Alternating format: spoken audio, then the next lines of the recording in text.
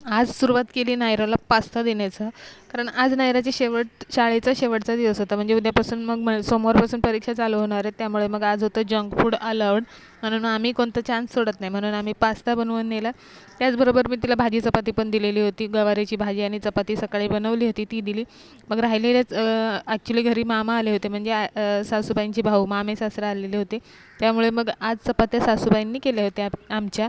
म्हणून मग मी विचार केला, चला आता चपात्याचा आराम भेटलाच आहे आपल्याला, तर मग आपण पोहे बनवून घेऊया. म्हणून मग मी आज कॉर्न घालून पोहे बनवले, थोडं काहीतरी वेगळं.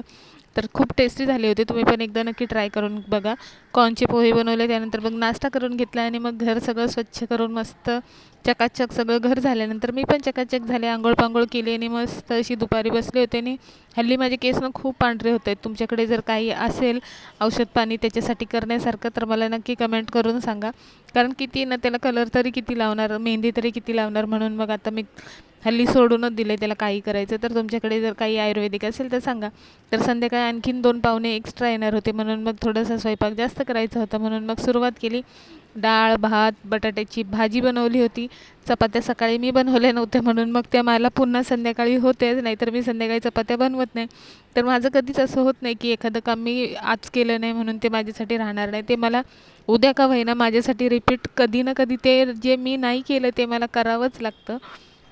म्हणून मग संध्याकाळी चपात्या केल्या आणि संध्याकाळी एवढा किचन